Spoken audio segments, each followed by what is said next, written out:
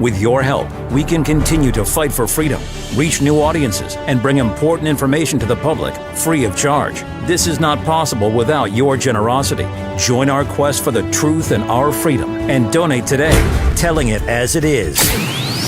This is today's News Talk, The World Today. Today, this is James O'Neill. Australia's government has acknowledged that the Bondi Beach terror attack, which killed 15 people at a Hanukkah celebration, was motivated by ISIS ideology. Prime Minister Anthony Albanese and New South Wales Police confirmed attackers Saeed and Naveed Akram carried homemade ISIS flags and had improvised explosives. Naveed had been investigated in 2019 for extremist ties but was not deemed a threat. Authorities are now examining a recent trip to the Philippines, where the pair may have received military-style training. Critics argue the government is downplaying Islamist extremism in favor of focusing on gun control, despite one attacker legally obtaining 6 firearms. Naveed Akram, the lone surviving suspect in the Bondi Beach massacre, was charged Wednesday with 59 offenses, including 15 counts of murder, 1 count of committing a terrorist act, and 40 counts of wounding with intent to murder. Akram remains hospitalized under police guard. His father and accomplice, India-born immigrant Saeed Akram, was killed in a shootout with police. 15 people, including 2 rabbis, a Holocaust survivor, and a 10-year-old girl, were murdered at the Hanukkah celebration. The investigation remains massive and ongoing, with the case adjourned to April of 2026. President Trump expanded U.S. travel restrictions to fully ban entry from 5 additional African nations, Burkina Faso, Mali, Niger, South Sudan, and Sierra Leone, beginning January 1, 2026. Trump cited terrorism, violent crime, corruption, human trafficking, and refusal to accept deported nationals. The order adds to existing full bans on Chad, Eritrea, Libya, Somalia, and Sudan, and imposes partial restrictions on 15 countries, including Nigeria, which the administration says faces severe vetting challenges due to militant activity. Several affected governments have condemned the policy. Chad previously retaliated by suspending visas for U.S. citizens. Newly declassified FBI and Department of Justice emails show officials question whether probable cause existed for the August 2022 raid on Donald Trump's Mar-a-Lago estate. Agents noted key evidence was uncorroborated, based on a single dated source, and insufficient to identify who mishandled documents. Despite concerns, DOJ leaders insisted the standard was met, and Deputy Assistant Attorney General George Toscas reportedly dismissed worries about optics. The warrant, signed August 5th and executed August 8th, authorized standard use of force language and broad searches. Over 30 agents searched the estate, seizing boxes, passports, and staged photos using empty classified folders. All related charges against President Trump were later dropped after his 2024 election victory. Former New Zealand Deputy Police Commissioner Javon McSkimming was sentenced Wednesday to 9 months of home detention after admitting possession of child sexual exploitation and bestiality material found on his work devices. Arrested in June and charged with 8 counts, McSkimming pleaded guilty to 3 in November. Judge Tim Black ruled he would not be placed on the child sex offender register, reducing a potential 3-year prison term due to remorse, guilty pleas, and rehabilitation efforts. McSkimming, suspended on full pay in December of 2024 during an internal investigation, later resigned in May. Police Commissioner Richard Chambers called the case disgraceful, emphasizing that all officers remain accountable to the law. Sir Keir Starmer spoke about the terror attack on Bondi Beach. The anti-Semitic terror attack on Bondi Beach was sickening. It has had a profound impact around the world, including on Jewish communities here in the United Kingdom. These incidents are not isolated. We think of the appalling attack at Heaton Park earlier this year, and these incidents are chillingly focused on some of the holiest days in the Jewish calendar. This has been James O'Neill for The World Today. There is a problem with medicine, and we can explain what it is by looking back to the discovery of penicillin. Penicillin, it turns out, was not just an accidental finding. Alexander Fleming discovered that mold he found in a culture dish was killing bacteria. But it took over 10 years before a team at Oxford University were able to isolate the active ingredient. They produced small quantities for preclinical and clinical trials, helping prove the compound was safe and could beat infection. However, they couldn't produce it at scale. In 1941, Andrew Jackson Moyer of the US Department of Agriculture, the forerunner to the FDA, suggested changes to the manufacturing process, enabling mass production. It turns out medicines are not invented when someone discovers a new molecular entity. They are the product of key stakeholders working together collaboratively. Until medicine can be manufactured at scale, it may as well not exist. And in 2025, this is a problem. In the 1980s, pharmaceutical companies began outsourcing production. Suddenly the system was significantly less integrated. Someone with a new discovery today will find themselves disconnected from the rest of the development and manufacturing process. Companies that develop medicine are still happy to work with big established pharma companies, but the modern day Flemings are cut out of the system. The result is far fewer new medicines coming to market. We want to fix this by ensuring the pharma industry builds a more integrated supply chain. We also believe that doctors' expertise administering medicine should be included at the beginning of the process. We know that doctors on the front line have insights about how to repurpose medicine. Doctors should be able to report their findings so that the necessary testing can be completed and they can share their results worldwide. Learn more here and help us take medicines back to the future. Makers are facing more travel.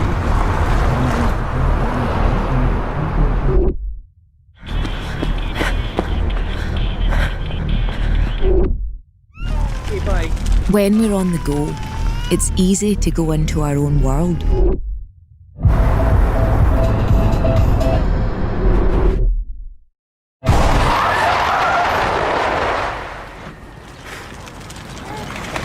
Keep your mind on the road.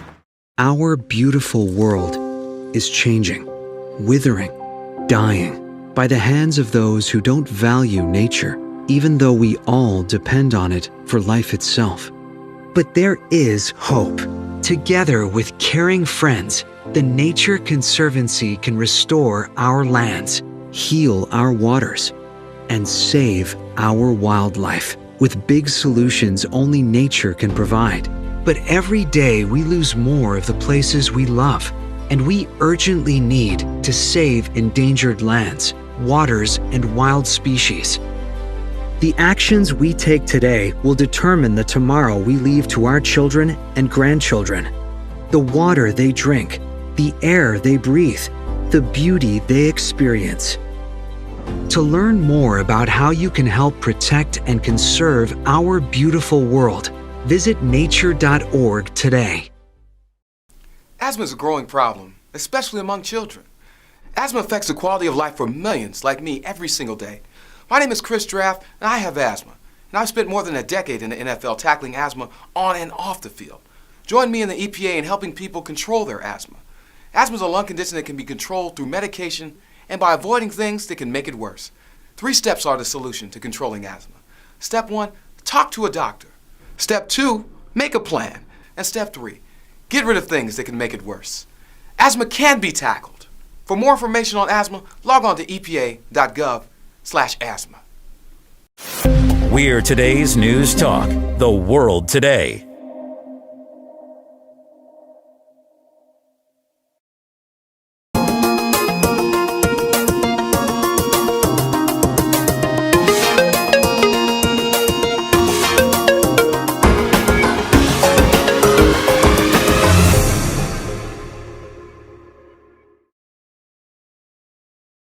And welcome to the big issue. I'm Mike Ryan. Nice to have your company. It's a Thursday. Only a couple more sleeps before we get into Santa. I should maybe rephrase that later on. While governments and their enablers in the media bleat about the importance of child protection, horrific and obviously harmful medical procedures on children are acceptable. Of course, the language used hides the horror of some of the most invasive and dangerous medical treatments, where there can be no consent. Think about that, no consent.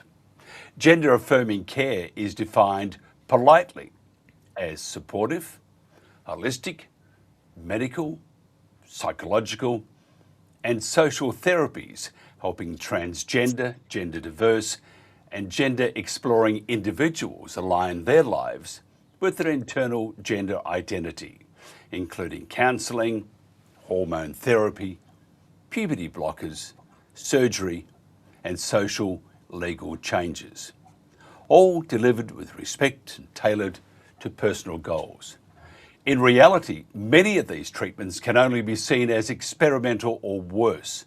They involve castration, genital mutilation, breast removal, treatments that are so irreversible, and they condemn children to an adult life of psychological trauma and ongoing and expensive medical treatments.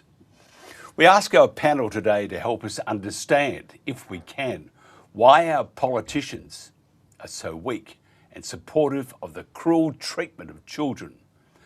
Who or what forces, such as corporate or medical, are behind this phenomena of trans kids and how they have been so influential. What is what in the ultimate agenda of these social engineers and political apparat checks, and why are so many of us oblivious to the harm being done to our children before our eyes? Our guest today, Michelle Pearce, is CEO of Australian Christian Lobby. Penny Marie is founder of Let Kids Be Kids, and Dr. Julie Sladden is a retired GP. Thank you very much for joining us, Michelle. How did we get to this point? Yeah, back in 2013, what we saw was a fundamental change to our law, and that was the Sex Discrimination Act, where they removed the definition of male and female. Now, the Attorney General claims that he didn't understand the consequences that it would have in terms of the redefinition of gender in society, but it has had far-reaching consequences to the point where we are having men entering female spaces and able to sue for discrimination because the female-only space rejected them being in that area. And this is a great threat to society, to female-only spaces, women's bathrooms, female-only gyms, because we've redefined what gender actually is. And it has been a long push. It didn't start in 2013. It started long before that, when there was advocates who were intent on redefining gender. And it starts with redefining human relationships, redefining male and female relationships, and then affirming what's called a gender identity. And I know many listeners would just see that it's so crazy that you have so many different definitions of gender. You can be a range of 50 different kinds of genders, and that's outrageous. But it then being codified in law has made it able for this belief system to filter through every institution in our society, even in our national census, through our education system, through our medical system as well, where now people in different professions are forced to be subject to this very skewed worldview. It's okay. If you would mind, Penny Marie, if you could just tell me to describe the trans kids industry. So following on from what Michelle was saying, it started back in New Zealand, well, way before 2013, but 2013 was a pivotal year too. The trans community looks like a funnel, a one-way funnel from potentially looking at things online, looking at things that are really serious, but exposed to porn, having very graphic sexual education at school, being told in school that they could be born in the wrong body or invited to think that they have a gender identity that doesn't match their physical body or their biology. And then we have, and in Australia as well, legislation, our one's called the Conversion Practices Prohibition Act, which came in 2022, which stops any therapist from saying to the child, watchful wait, or just wait and see whether you feel like that tomorrow, that you might be born in the wrong body because you're growing and you're young. So with that legislation coming in, it has made it a criminal act for counsellors, pastors, parents to actually say to the child, perhaps you got that one wrong, perhaps you need to wait and think about that. And so we are all really stuck as to the stuff that I look at is the indoctrination that comes down particularly through the education system that is being forced on children with not very much transparency to the parents. Like a lot of it's done behind parents' backs, or very they don't want to tell when parents are asking what is being taught in sex ed. They don't want to tell. And so then the child is really what it comes down to in the classroom is that the child is being to keep secrets or encouraged to tell their trusted adult, but the word parent or mother-father is very rarely in that education. So you've got a deconstruction of the family unit, a weakening of the relationship between the parent and the child, and then you have a health system that is pushing the child towards what's called the gender affirming care model, which is the so-called best practice gold standard of care, which isn't that at all. It's funneling children into a lifetime of medicalisation, castration, mutilation and sterilisation. Julie, do you think our politicians are captured, and how would they have been captured? Fundamentally, I think they are captured at the moment, and part of that has got a little bit to do with not understanding that this whole process, especially from a medical point of view, is not being led by science, it's being led by ideology. And somewhere over the last decade or so, there are a number of organisations that have managed to sell this idea that sex is not binary and it's something that you can choose.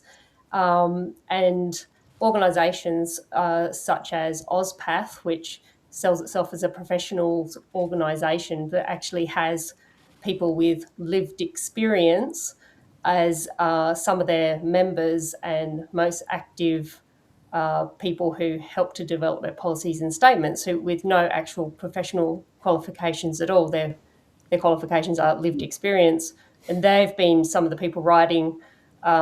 These organisations have been writing the guidance in Australia's context, at least, of what's expected for transgender healthcare, and this is being accepted up until now, while we're waiting for the NHMRC's report as what the medical profession is considering to be a gold standard of care, and it just isn't. It's not scientifically based at all. In fact, the science behind gender affirmation care is very very sketchy, very shady, and that's being extremely generous based on the 2024 CAS report.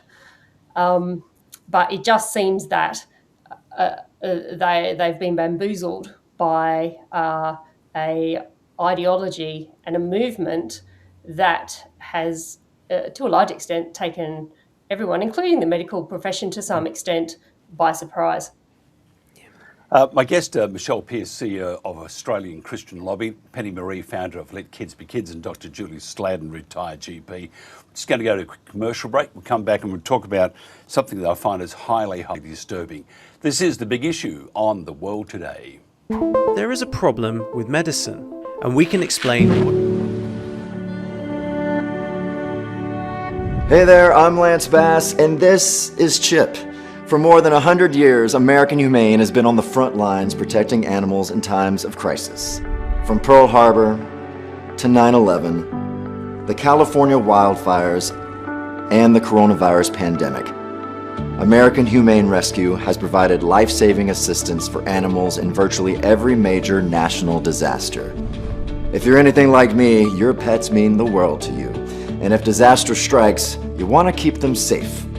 To prepare for an oncoming disaster, ensure your pet has secure and up-to-date identification. And if you must evacuate, remember to take your disaster preparedness kit with you. To learn more about disaster planning and how to keep your best friends safe, please visit AmericanHumane.org.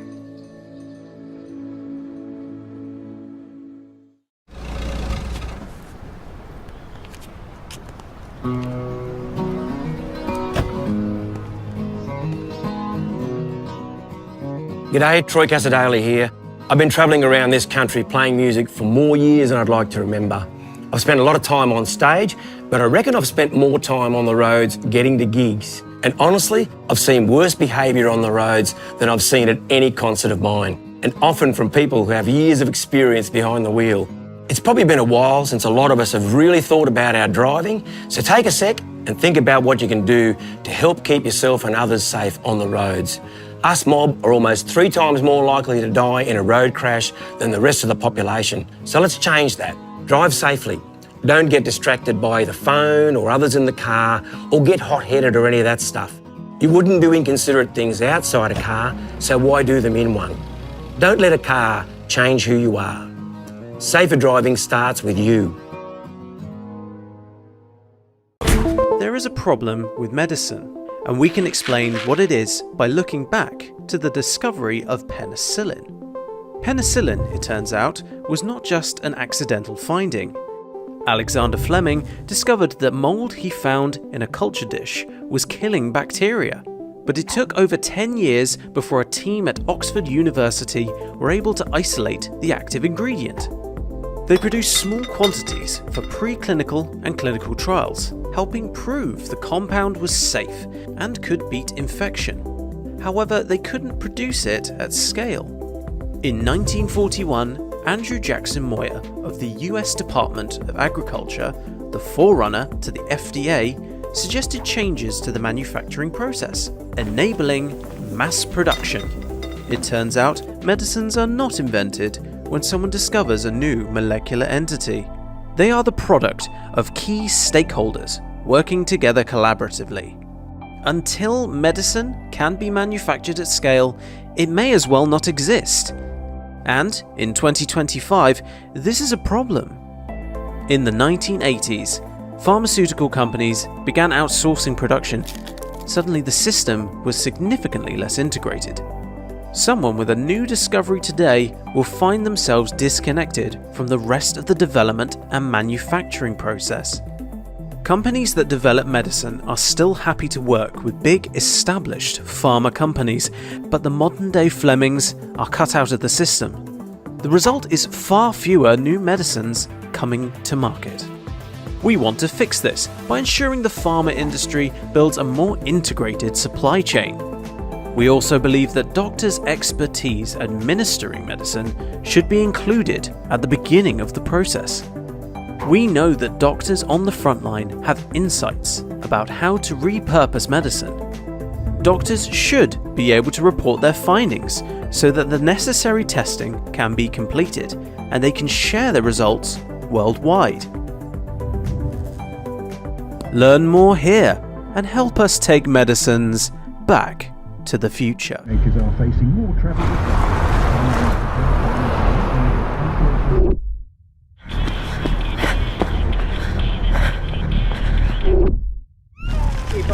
When we're on the go, it's easy to go into our own world.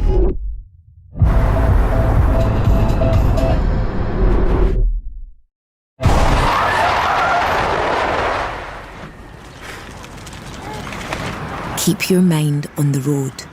Our beautiful world is changing, withering, dying by the hands of those who don't value nature, even though we all depend on it for life itself. But there is hope. Together with caring friends, the Nature Conservancy can restore our lands, heal our waters, and save our wildlife with big solutions only nature can provide. But every day we lose more of the places we love, and we urgently need to save endangered lands, waters, and wild species.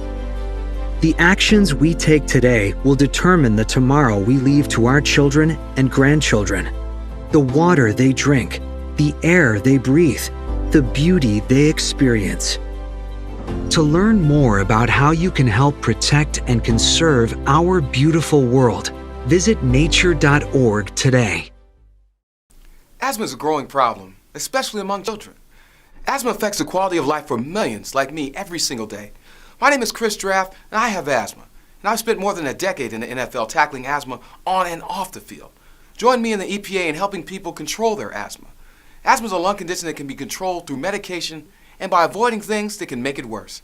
3 steps are the solution to controlling asthma. Step 1, talk to a doctor. Step 2, make a plan. And step 3, get rid of things that can make it worse. Asthma can be tackled. For more information on asthma, log on to epa.gov/asthma. We're today's News Talk, the world today. And welcome back to the big issue. We're talking about trans kids and the politics of capture. And our panel is Michelle Pearce, CEO of Australian Christian Lobby, Penny Marie, founder of Let Kids Be Kids, and Dr. Julie Sladden, retired GP. Michelle, what are the main groups promoting and supporting trans kids and these medicine or medical industries? You probably need to turn your microphone on, if you wouldn't mind. That's that little thing there. It says on. Apologies. What I was saying was just in the last couple of weeks, we've seen some articles that have exposed ACON as the main drivers behind this push. That's the New South Wales AIDS Council, the AIDS Council of New South Wales.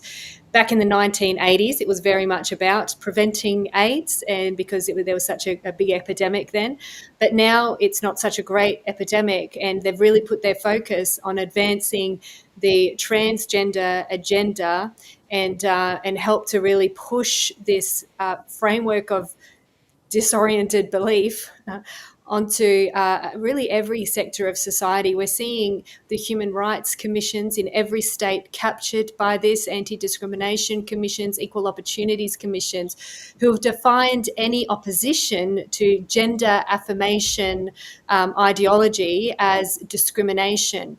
And it's meaning that medical professionals can't advise one of their patients in a different direction or offer them proper holistic care dealing with a range of issues that could be leading to gender confusion, completely legitimizing not gender confusion, but calling it gender dysphoria, and then putting kids on a pathway to transition. And as Julie said before, this is not at all scientific. There's been scientific research to show that this is harmful for children. This doesn't achieve benefits in terms of their welfare, but actually makes things a lot worse for them. So we're seeing ACON should be held accountable for the way they've pushed this and for the children's lives that have been damaged as a result of this. But then we have the lobby groups like Equality Australia that are pushing this agenda. We have the Greens who offer funding for transgender. Medicare funding is one of their policies for transgender surgery, and believe in this idea that kids should be able to change their gender. So it has infiltrated a lot of society, but there are key groups that are pushing that. One of it is ACON, and as Julie mentioned before, OzPath is another one, the Australian Professional Association for Transgender Health. Michelle Telfer is a key pusher behind that. She's the head of Julie might correct me, but head of pediatric medicine at the pediatric college in Victoria. Julie, you could correct me on that one. But she's developed some of these guidelines that the Transgender Professional Association have advanced in Australia, which are now under review by the NHMRC, and I really hope that the NHMRC do a good, proper job in using international evidence as well to show how damaging this is for children. Michelle, would you say, or would you agree with me that perhaps the name ACON should be changed to A-con? Very good, yes. But it is a con. Julie, what would happen though if a doctor says, because the pressure on doctors ever since COVID has just been enormous. If a doctor said, I'm not going to recommend this, what would happen to the doctor?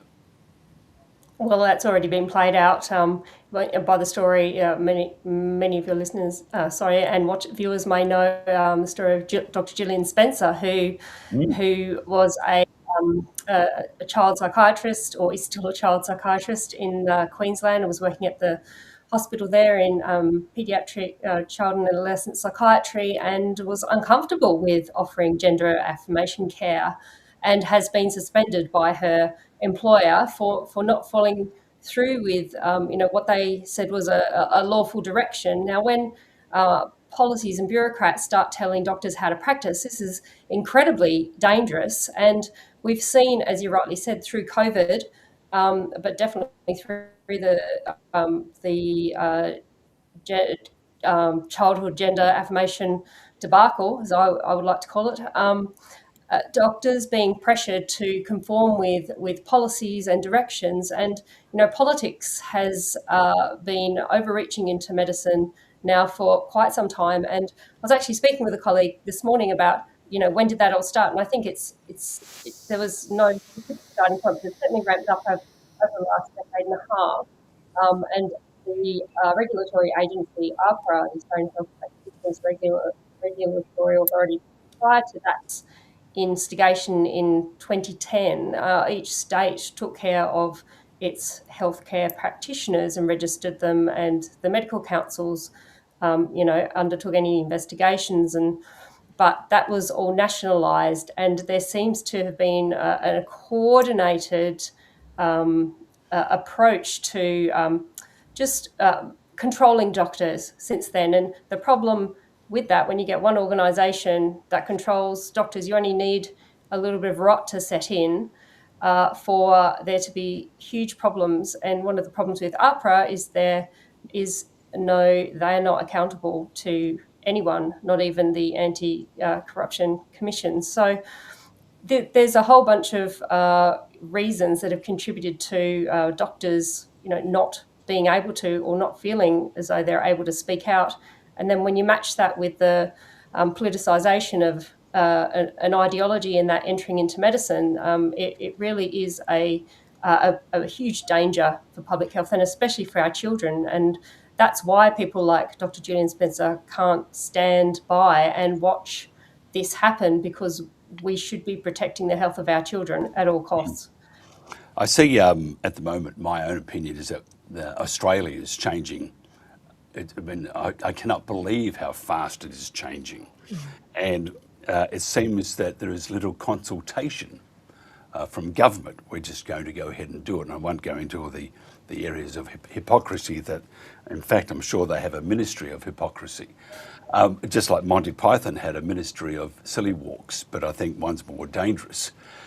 Unless you get in the road of the silly walking people. What about New Zealand though? New Zealand is, it's no stranger to government interference. What would happen to a doctor in New Zealand if the doctor said, I'm not going to go ahead with what is requested?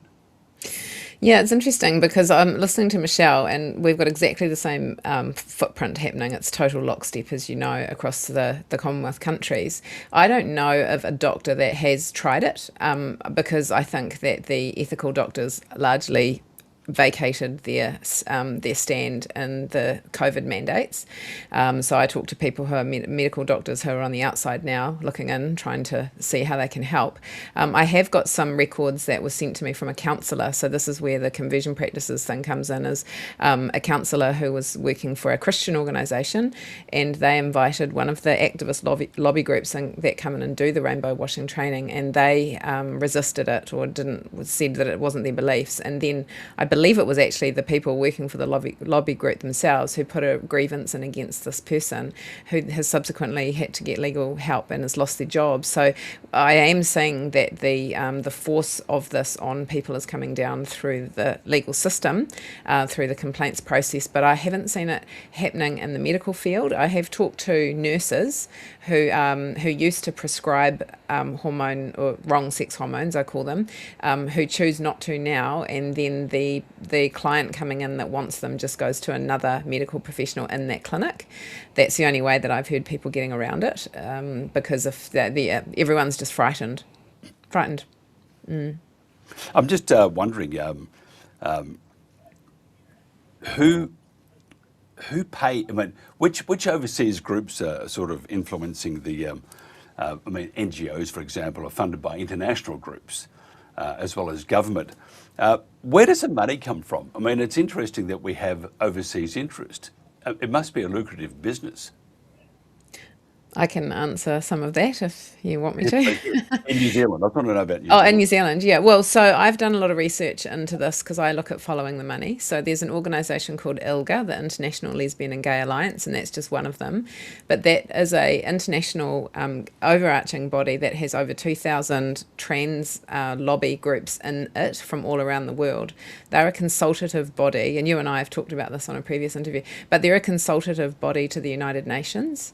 So our key LGBTQ organisations here, and it would be the same in Australia as it is in Canada and everything, they then are surveying to get data, and then they would feed that back up through the United Nations, and then that comes back down through policy, through health policy, through DEI policy, through ESG scores from the United Nations, and it comes down through the comprehensive sexuality education. So to me, it's a big funding loop. The other thing that I found when I looked into ILGA was it was getting funding from USAID, which that tap has been turned off now. And then I found a second thread, and Jennifer Billick, who's an American researcher who has, I would say she's the gold standard of looking at where the money comes from, going up to George Soros and BlackRock and all of that, is through the Soros Foundation, and there's another organisation called the International Trans Fund, and I've managed to find money that comes into New Zealand agencies or lobby groups from that. So you're talking like the Ford Foundation, the Arcus Foundation, Soros, and the giant international bodies. Yeah. Michelle, what about in Australia? Who are the external funders, or is this all just gifted by the federal government? Yeah, I think Penny has a point with the funding that's coming across into all Commonwealth countries, but also it is the government. We saw in one of the reports last week that the New South Wales government had given $20 million to ACON, and it's unjustified. They were given money at the expense of other groups that have proven to be able to work to the terms that the money was set aside for in a much better way than ACON would, because ACON divert their funding to transgender issues and not to broader health issues as the money was given to them for. And so there does need to be an investigation into all of this. We do numerous freedom of information requests and often get knocked back. So it does feel like there is secret connections and conversations going on that would compromise the government should it be let out. We saw Equality Australia be given tax deductible status. I mean, the Australian Christian Lobby isn't able to get tax deductible status because the nature of our work is political. Equality Australia is a lobby group, and yet they, through the federal budget, were the only group singled out and given tax deductibility. So the federal government is captured. Julie, can we just talk about the treatments, if you wouldn't mind? They are experimental, and also dangerous. Tell us about some of these treatments. Well, when, for example, with teenagers, if they apply, if they present as gender dysphoric or enter a gender clinic, they will usually, if it is a government captured or transgender captured clinic and gender affirmation care is what's on the cards, then generally the first step is, if they're prepubertal, is to offer puberty blocking drugs, which are in order to, in inverted commas, buy time for that child to, consider their options. However, these puberty blocking drugs do not come without risks.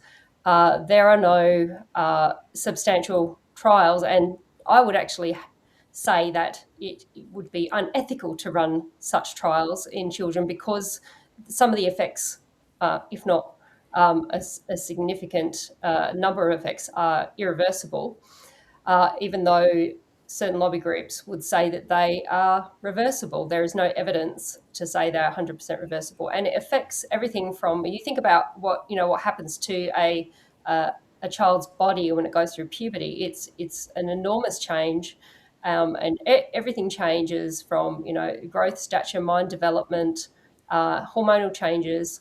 And some of the long-term effects include osteoporosis, There can be muscle development changes. There will definitely be mind development changes. And these, as puberty blockers, do not come with a free license or free tag of risk because of these things. After that, then are hormone drugs. So, for example, a girl wanting to transition to be a boy will be giving exogenous testosterone, and that can present with many.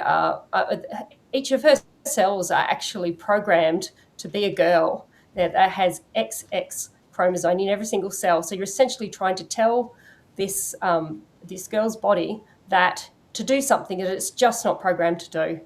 And they'll present with all sorts of side effects that come with that. One of them even as obvious externally as acne, because if too much testosterone is being produced in a girl's body, then that often presents as acne, and you can imagine how distressing that might be as well. But these drugs ultimately too lead down the path of and can lead down the path of infertility and long-term hormonal changes. The truth is, we don't actually know the full breadth and depth of the long-term consequences, let alone the short-term ones.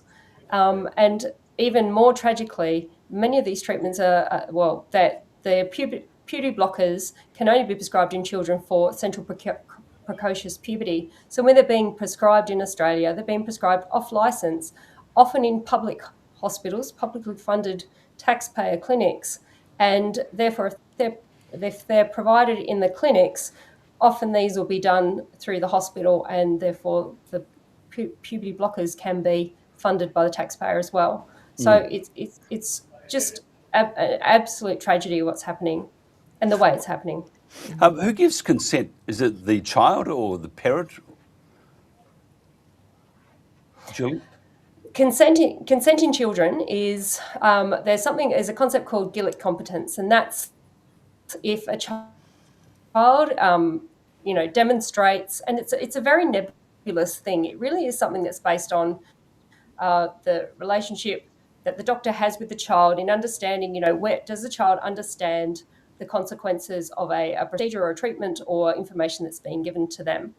And if during that consultation for any treatment that's being offered, if the child is deemed to be Gillick competent, then they can make the decision. Now, if they're not, and usually it can happen, the age at which that it would depend also on the topic being discussed.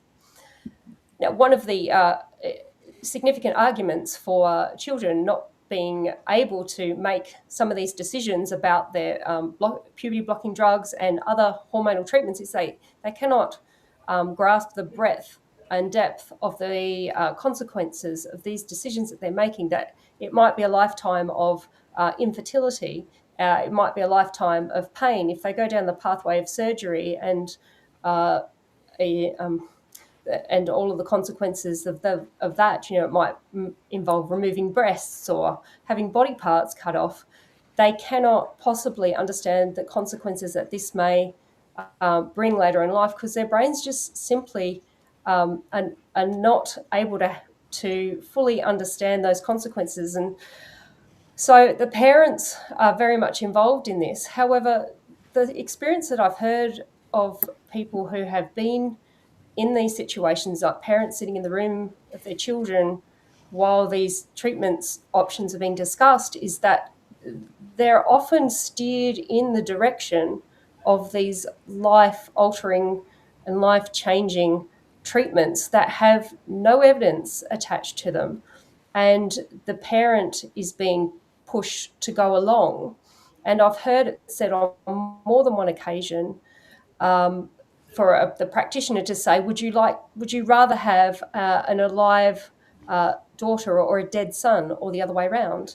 Now, nobody can give informed consent in a situation like that, whether it be the parent, the child, or whatever, because there's a certain element of coercion and manipulation going on. So there's ultimately a consent issue going on here, because risks cannot be fully understood, and the situation in which it's happening is on very shaky ground. I just got to pop over to New Zealand for a second. Penny, In Australia, it seems that government would love to be the focal point of a family unit, and this is just has also been identified even further with what Julie has just said. What about New Zealand? What about consent? Who can a child? Because we often hear of various places around the world, the child can give its own consent without letting the parents know. What about New Zealand? Yeah, it's the same in New Zealand as far as the use of Gillett competency.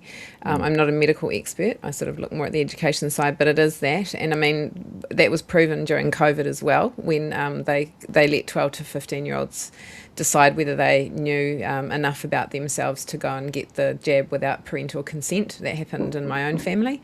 And, you know, kids don't have their own medical history. They don't understand the consequences. So my understanding of what happened in New Zealand was back in 1989, then Prime Minister Helen Clark actually was trying to get the age of consent for sex removed. That's my understanding. And that failed. And I feel like what's happened is it's coming through the back door, through the perpetual teaching of children in sex education that they can consent. And my argument to that is, you know, they're sexualising children underage. They're actually showing them pornographic material in class. They're telling them that they could be born in the wrong body and do whatever they want with their body. And then they actually are saying, if it feels okay for you, you can do it. So for me, it's all connected to then the child going, yeah, well, I can do what I want with my body. And that includes putting myself on puberty blockers and wrong sex hormones if I want to. So I think it's more than just what's going on in law, but it's what's going on in the psychological brain of the child when they're getting that messaging. And it's very much, like I said before, it goes back to building the wedge between the parent and the child. So if you're oppositional, you know, they're actually teaching children in school that being independent and growing up equals being oppositional to your parents. So if you're not listening to your parents' advice, or you're thinking that it's cool to go against it, you'll do exactly the opposite of what they say. If they're saying, hey, wait, I don't want you to medicalise, they'll just automatically want to go and listen to the rainbow, you know, the fancy people with all the bright colours that are saying that they love them, you know, they love them and they want them to change. So it's very psychological as well. There's plenty of evidence. Look at the UK CAS report identifying problems with these treatments. But Michelle, it's had so little impact out here. Why would that be? I think it's a lack of courage. The government knows what they're doing is completely wrong, but because the trans lobby, ACON, Equality Australia, is so well integrated in every institution and has its sort of creepers everywhere, the government would have to stand against that in order to push in the other direction.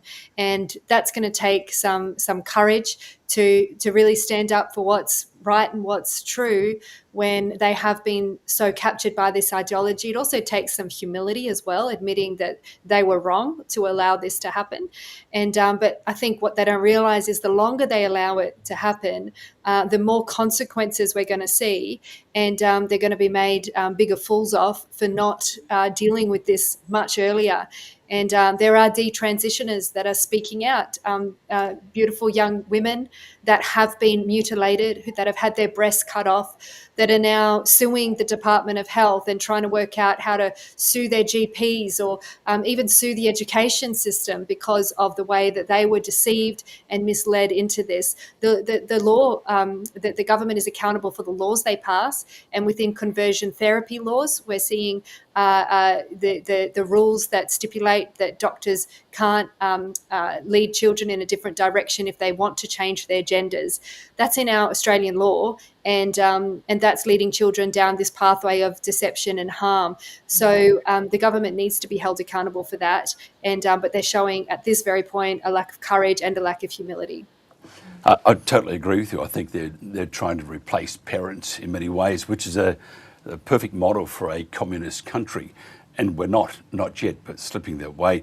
Just quickly, can you just give me your views on the Murdoch Children's Research Institute, which of course is funded by News Corp, magnificent propaganda arm of all things bad for the country. What's your views on this organisation? I'll defer to Julie on that. Okay, Julie, would you like to say something? Well, I'm going to be completely honest. I only heard about the funding regarding this in the last few weeks, and I was reflecting on what Penny was saying earlier, and I thought, you know, really we need to be as organised as the trans movement and ACON to actually find out where the money is flowing through and what things are actually being funded. And in my experience through a lot of the work that I've done through COVID, what we've discovered is that there are a lot of funding siphons and funding models that direct research in certain areas. And so from what I've, just the little bit that I've sort of read about in the last day or so about the research institute, I'll be focusing on looking a little bit more at funding models and what exact research is going on, because I think these are the areas where the evidence base, as shaky as it is coming from. And a lot of the evidence that is being presented will be presented in a way that, let's say, is not truthful. Your Penny, your name of your company, you let kids be kids, is a term they use here. Flashed all over. Didn't know you were so well known, but it flashed all over Sydney Harbour and all over the place when the e-safety. I call it a fiasco, and many would disagree. I think it's not going to work. It's not working. However, having said that, it would seem that government's intentions of letting kids be kids has certain caveats to it. I mean, for example, in the trans arena, it's not letting children be children, is it? It's actually creating all sorts of mind games and division with communities and families. Yeah, well, I mean, it starts right back to when they're giving kids what I would consider to be pornographic material at an early age. And I would say that the moment that the child first sees porn, that's the end of their childhood. So, you know, that's often the precursor to not liking your body because you're freaked out about what it's going to become or whatever comes with that. The time at which the child is receiving inappropriate messages is the time that their childhood ends. So yes, the let kids be kids is used on the other side a little bit as well. But in our country, we have one political party, thank goodness, who is on the side of what we're saying, and the leader Winston Peters actually went out the other day and said we need to let our kids be kids. So that is the catch cry of it's the parents that are going to be the ones in society that will stand up and ensure that their children are protected from this. It's the biggest thing to really look at is if you believe in innocence. And I just want to say I understand that the main organisation here that does the resources that go into school, which has come through from sort of the HIV background side, which one of you was talking about before, they don't call innocence, they call it naivety. And that's really concerning for me. So you've got to really watch the language. So when they're saying that they think the child is naive, it's because they haven't yet sexualised them. Parents don't consider that a young child who hasn't had adult stuff thrown at them is naive. They are innocent, and we need to protect their innocence. Michelle, let's talk about the Christian religion, or just religion. Full stop here. What is the church's view on this? And I mean, just look at broad brush here. What is you've got various outlets of the Christian religion, you've got Catholics and all the others. What's the general consensus from the actual religion itself, from up top, whether you're archbishops or bishops or Rome in regards to, say, Catholic? Are they outspoken or are they sort of sitting in the background? The belief is very basic. In Genesis 1, God created male and female. In his image, he created them. So theologically, there's this deep belief in the sanctity of human life, of all human life, and in the way that God created us, male and female. And we can very clearly see in our biology, the pattern in which we were made is for sexual relations, one with the other. And this is a deeply sacredly held belief by all Christian religions. And but I think what's happened recently is because of the division in the community, it's particularly over same-sex marriage. To an extent, the church has retreated. I do believe it's a terrible misunderstanding, because the church has incredibly valid things to say about male and female human relationships and family, and the way God created us for human relationship and to raise children in a loving home. There's value in the role of a mother, there's value in the role of a father, but we have a very broken community where we do have single parenting. And so I think it's a failure in the ability in how to articulate what's good and right and true, without that fear of offence, and valuing the role that single parents do play in our in raising children. But we can't take away from the value of a male and a female, a mother and a father being involved in the raising of a child. So, but I do think it's gone too far, and the church is actually reasserting their voice in the public square because of the way this is harming children, because this is the way it's leading to further division between parents and children. The church is seeing this as a crisis. And I think this is the moment, our cultural moment, for the church to begin to really speak into this area with great moral clarity. I think our community are hungry to hear some good moral leadership on this issue, on what is male and what is female. And so as the Australian Christian Lobby, will certainly be proclaiming this in the public square as much as we can, but also encouraging the church to speak up, to raise their voice, not for the good of themselves, but for the good of our nation and for the protection of children and for the value of family. I've got to put something to you. Here's something that we all should think about. We have in Australia at the moment, we're very conscious of saying and doing the right thing, and the government's going to make sure that we are conscious of saying and doing the right thing, which is always subjective from those that say you may not be saying the right thing, because they have other issues, of which we're going to talk about next hour on an international level, and a lot heavier, a lot more violent, because we're talking about wars and stuff. But I'm just thinking, Michelle,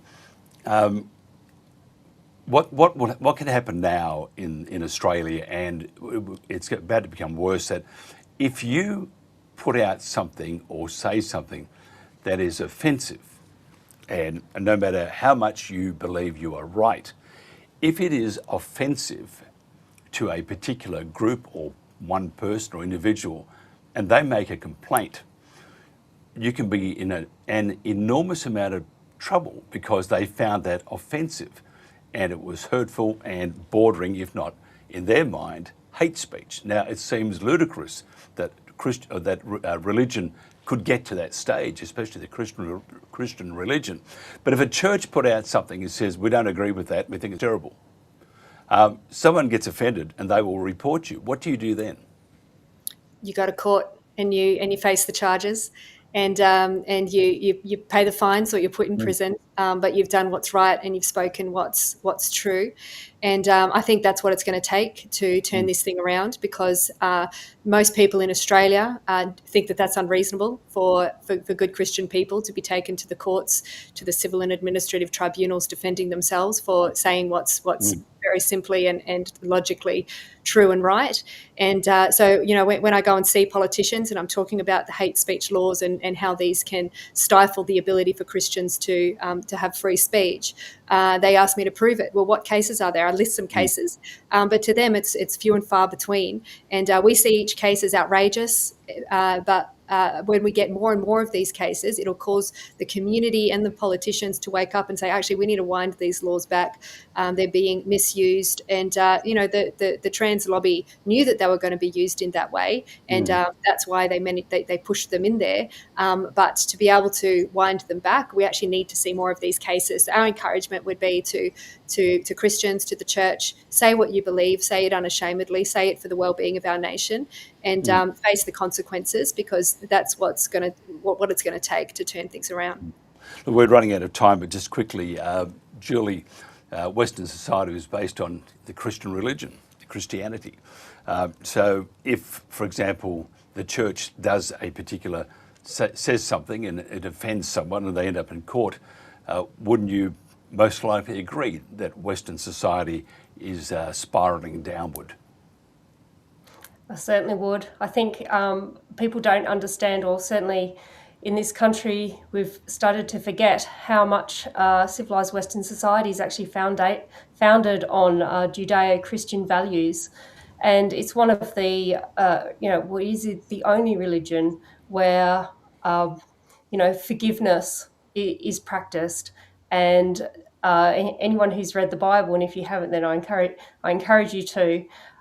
The core values, and the life that Jesus demonstrated is what Western civilization has been founded on, and it's what has provided the flourishing and the thriving of our communities up until this point. And it's the breakdown of these that I think we're seeing now. And I agree with Michelle that we need to see the churches really be prepared to speak out in this space as we address some of these highly troubling issues.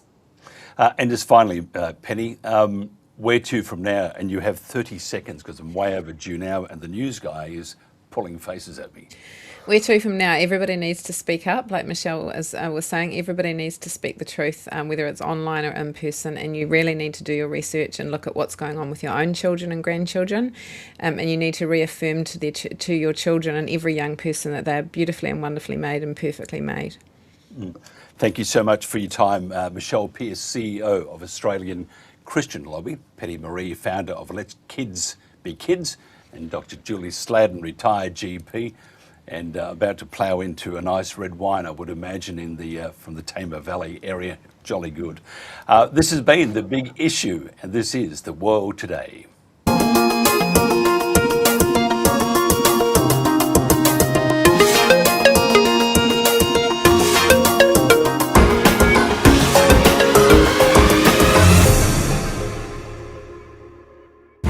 With your help, we can continue to fight for freedom, reach new audiences, and bring important information to the public free of charge. This is not possible without your generosity.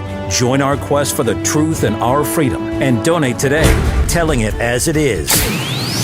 This is today's News Talk, The World Today. For The World Today, this is James O'Neill. Australia's government has acknowledged that the Bondi Beach terror attack, which killed 15 people at a Hanukkah celebration, was motivated by ISIS ideology. Prime Minister Anthony Albanese and New South Wales Police confirmed attackers Saeed and Naveed Akram carried homemade ISIS flags and had improvised explosives. Naveed had been investigated in 2019 for extremist ties but was not deemed a threat. Authorities are now examining a recent trip to the Philippines, where the pair may have received military-style training. Critics argue the government is downplaying Islamist extremism in favor of focusing on gun control, despite one attacker legally obtaining 6 firearms. Naveed Akram, the lone surviving suspect in the Bondi Beach massacre, was charged Wednesday with 59 offenses, including 15 counts of murder, 1 count of committing a terrorist act, and 40 counts of wounding with intent to murder. Akram remains hospitalized under police guard. His father and accomplice, India-born immigrant Saeed Akram, was killed in a shootout with police. 15 people, including 2 rabbis, a Holocaust survivor, and a 10-year-old girl, were murdered at the Hanukkah celebration. The investigation remains massive and ongoing, with the case adjourned to April of 2026. President Trump expanded U.S. travel restrictions to fully ban entry from 5 additional African nations, Burkina Faso, Mali, Niger, South Sudan, and Sierra Leone, beginning January 1, 2026. Trump cited terrorism, violent crime, corruption, human trafficking, and refusal to accept deported nationals. The order adds to existing full bans on Chad, Eritrea, Libya, Somalia, and Sudan, and imposes partial restrictions on 15 countries, including Nigeria, which the administration says faces severe vetting challenges due to militant activity. Several affected governments have condemned the policy. Chad previously retaliated by suspending visas for U.S. citizens. Newly declassified FBI and Department of Justice emails show officials question whether probable cause existed for the August 2022 raid on Donald Trump's Mar-a-Lago estate. Agents noted key evidence was uncorroborated, based on a single dated source, and insufficient to identify who mishandled documents. Despite concerns, DOJ leaders insisted the standard was met, and Deputy Assistant Attorney General George Toscas reportedly dismissed worries about optics. The warrant, signed August 5th and executed August 8th, authorized standard use of force language and broad searches. Over 30 agents searched the estate, seizing boxes, passports, and staged photos using empty classified folders. All related charges against President Trump were later dropped after his 2024 election victory. Former New Zealand Deputy Police Commissioner Javon McSkimming was sentenced Wednesday to 9 months of home detention after admitting possession of child sexual exploitation and bestiality material found on his work devices. Arrested in June and charged with 8 counts, McSkimming pleaded guilty to 3 in November. Judge Tim Black ruled he would not be placed on the child sex offender register, reducing a potential 3-year prison term due to remorse, guilty pleas, and rehabilitation efforts. McSkimming, suspended on full pay in December of 2024 during an internal investigation, later resigned in May. Police Commissioner Richard Chambers called the case disgraceful, emphasizing that all officers remain accountable to the law. Sir Keir Starmer spoke about the terror attack on Bondi Beach. The anti-Semitic terror attack on Bondi Beach was sickening. It has had a profound impact around the world, including on Jewish communities here in the United Kingdom. These incidents are not isolated. We think of the appalling attack at Heaton Park earlier this year, and these incidents are chillingly focused on some of the holiest days in the Jewish calendar. This has been James O'Neill for The World Today. There is a problem with medicine, and we can explain what it is by looking back to the discovery of penicillin. Penicillin, it turns out, was not just an accidental finding. Alexander Fleming discovered that mold he found in a culture dish was killing bacteria. But it took over 10 years before a team at Oxford University were able to isolate the active ingredient. They produced small quantities for preclinical and clinical trials, helping prove the compound was safe and could beat infection. However, they couldn't produce it at scale. In 1941, Andrew Jackson Moyer of the US Department of Agriculture, the forerunner to the FDA, suggested changes to the manufacturing process, enabling mass production. It turns out medicines are not invented when someone discovers a new molecular entity. They are the product of key stakeholders working together collaboratively. Until medicine can be manufactured at scale, it may as well not exist. And in 2025, this is a problem. In the 1980s, pharmaceutical companies began outsourcing production. Suddenly the system was significantly less integrated. Someone with a new discovery today will find themselves disconnected from the rest of the development and manufacturing process. Companies that develop medicine are still happy to work with big established pharma companies, but the modern day Flemings are cut out of the system. The result is far fewer new medicines coming to market. We want to fix this by ensuring the pharma industry builds a more integrated supply chain. We also believe that doctors' expertise administering medicine should be included at the beginning of the process. We know that doctors on the front line have insights about how to repurpose medicine. Doctors should be able to report their findings so that the necessary testing can be completed and they can share their results worldwide. Learn more here and help us take medicines back to the future. With your help, we can continue to fight for freedom, reach new audiences, and bring important information to the public free of charge. This is not possible without your generosity. Join our quest for the truth and our freedom and donate today, telling it as it is. This is today's News Talk, The World Today.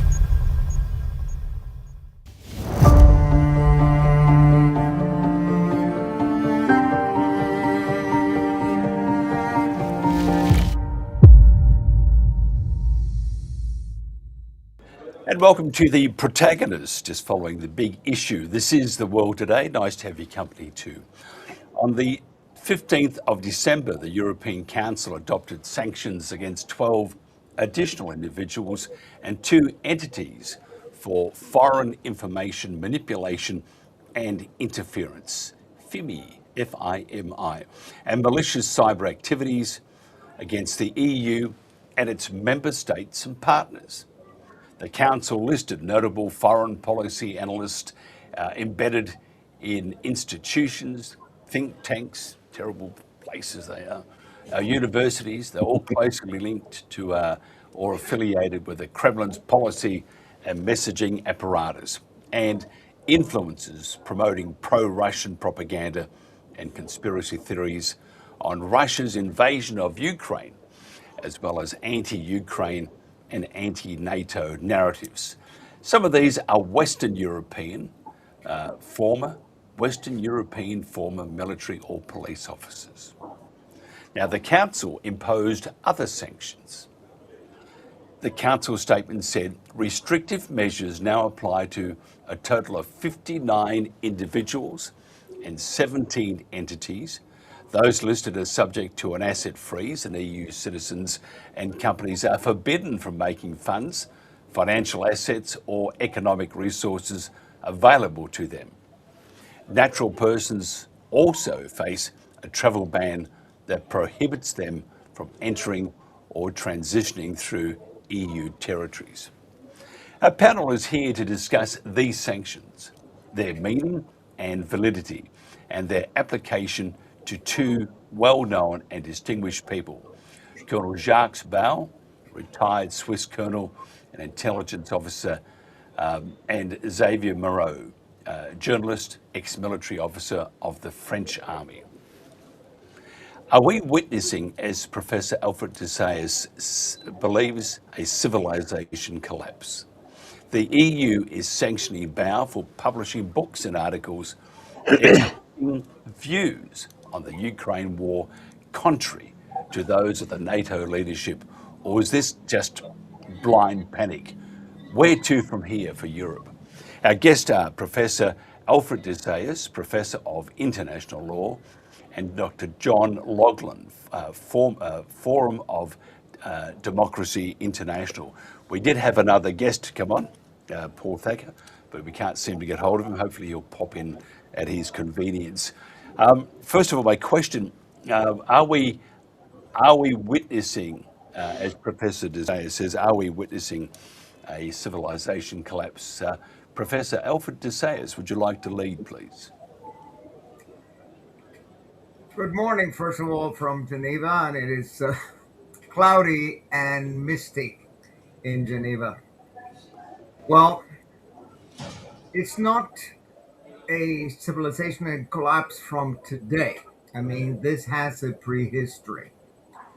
It's already decades that the European Commission has morphed from what was a legitimate regional organization that promoted human rights, has promoted now a dictatorship, a one opinion union, where if you disagree with the narrative coming out from Brussels, you are targeted. There have been many other persons targeted who have suffered any number of indignities. What worries me is the dismantlement of the European Charter of Fundamental Rights. This is fundamentally incompatible with that charter. The violation of Article 19 of the Covenant on Civil and Political Rights that guarantees not only the right of freedom of opinion and expression, but the right of access to information. For instance, it's not just the right of Jacques Beau or Xavier Moreau to express themselves that is being violated here. It is my right, your right, to know what these people are saying.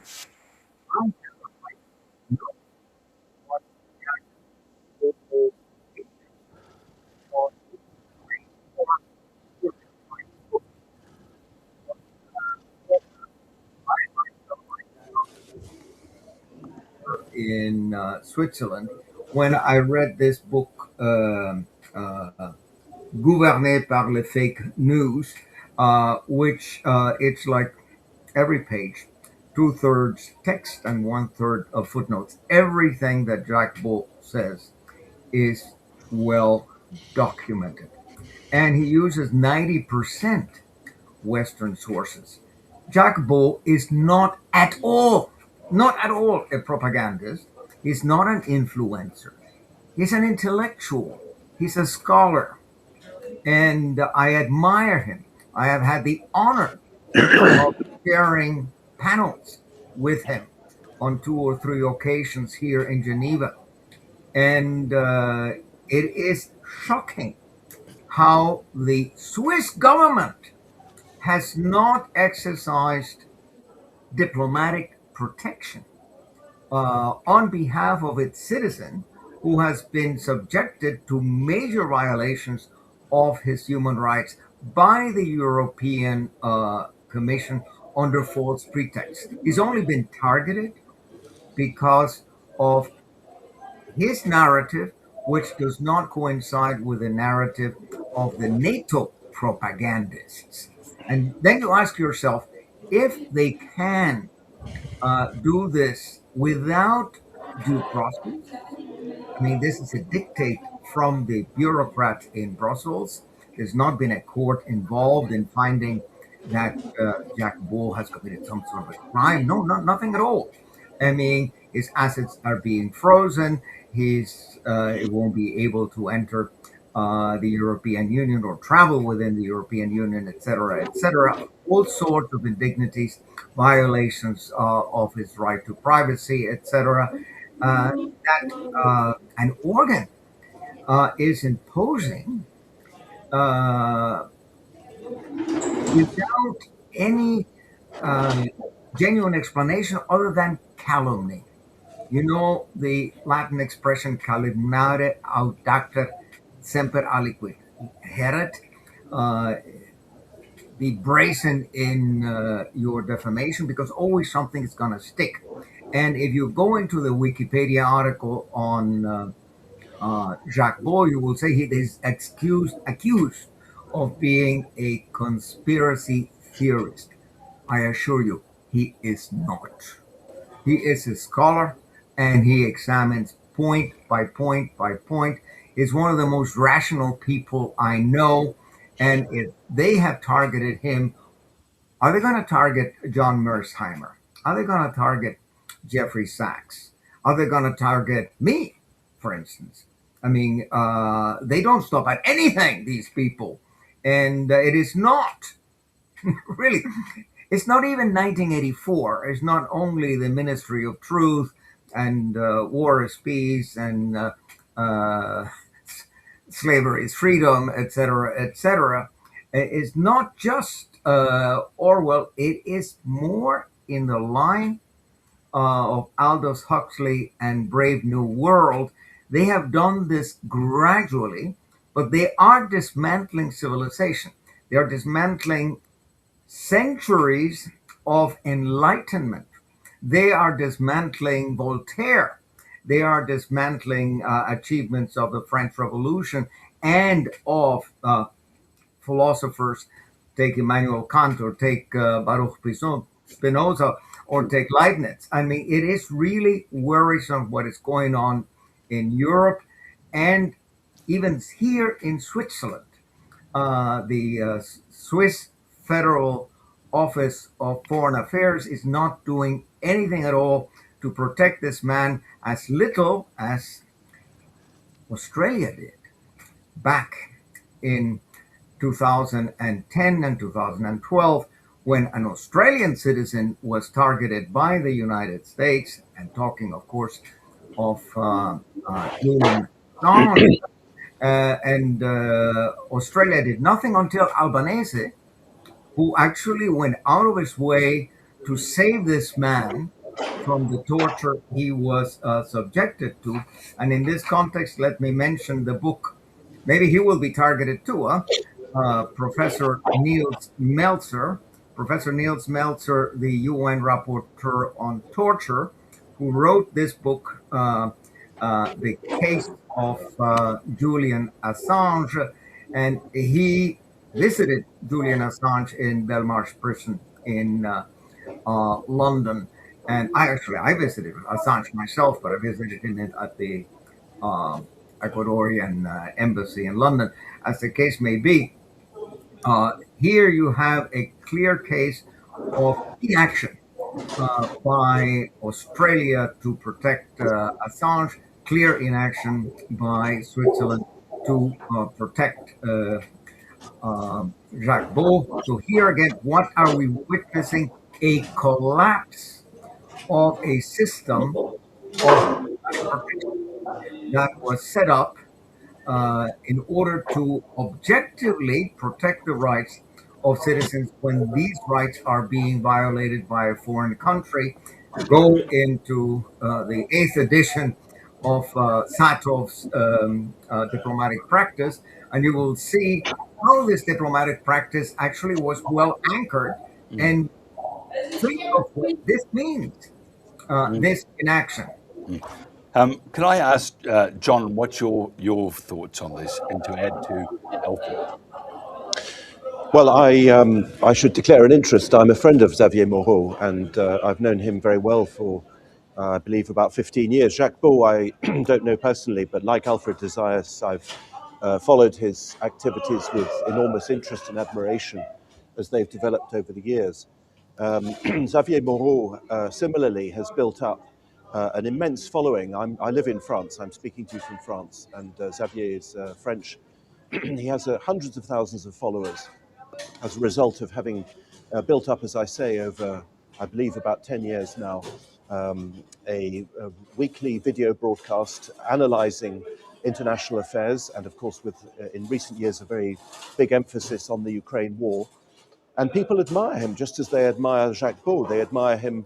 They have very different styles. Jacques Beau, as Alfred de Zayas has said, is very sober, very academic. Xavier has a more lively form of presenting his argument. But there's no doubt that both of them provide information which other sources don't give. Xavier, for example, is particularly good in his weekly video broadcasts on the movement of troops from one village to another on the immensely long Ukrainian front. So the fact that the idea that these people should be silenced is, as Alfred de Zayas has said, absolutely shocking. And it's shocking. I tweeted, by the way, on the day it happened, I tweeted a one-word tweet, totalitarianism, because this literally is how totalitarianism is. We have, of course, the free speech issues, which are obvious, I think, to everyone. But what is even worse, and again, the previous speaker has made this point very clearly, what's even worse from a constitutional point of view is that this is a political decision. It's a decision taken by ministers in the European Council, ministers who should not, under any circumstances, political ministers are never, in the rule of law, allowed to decide sanctions, punishments on individuals. That's the very definition of the rule of law. And yet that is now the way the European Union functions. And by the way, Britain, as you can probably hear, I'm originally from Britain. Britain is in the same situation. This is nothing new, unfortunately. I think Xavier Moreau is the first European Union citizen, first citizen of European Union member state to be sanctioned. But ever since 2014, there have been hundreds of Russians who've been sanctioned, and there have been British citizens as well who've been sanctioned for very similar reasons. They've had their bank accounts frozen, they've been forbidden to travel, and so on. So we're literally looking at the culmination now of at least 10 years of very, very toxic atmosphere in Europe, in the West generally, which regards any questioning of the official narrative as some form of treason. And this is extremely dangerous for civil liberties and the rule of law. None of the so-called offences which are formulated in the so-called legal instruments that are used to impose these sanctions are crimes or offences under criminal law. There has been no procedure. There has been no judicial review.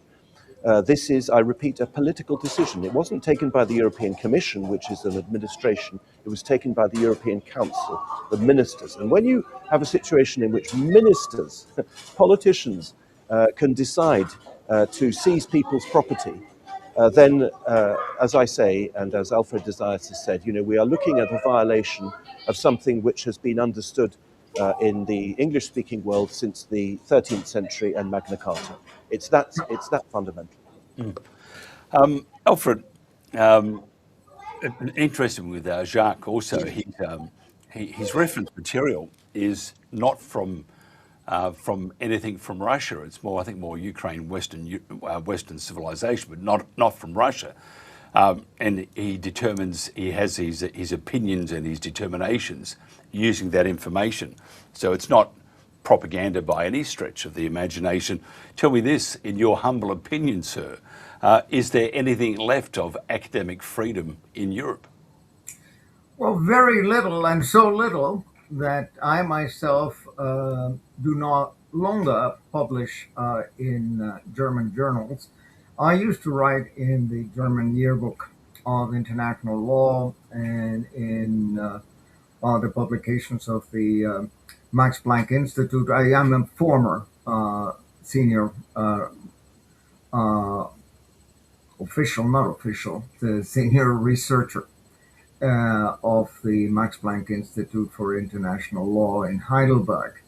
And the problem is that particularly Germany has become extremely intolerant of views that depart from the narrative that comes out of Berlin. And whereas when I worked in the Max Planck Institute, it was an independent institute of scholars that put out analysis of international law that was not, shall we say, under the instructions of the government. Today, the Max Planck Institute and the German Society of International Law are in the service of Berlin. So they are essentially pens for hire. The government tells them, write me a legal brief justifying what we're doing.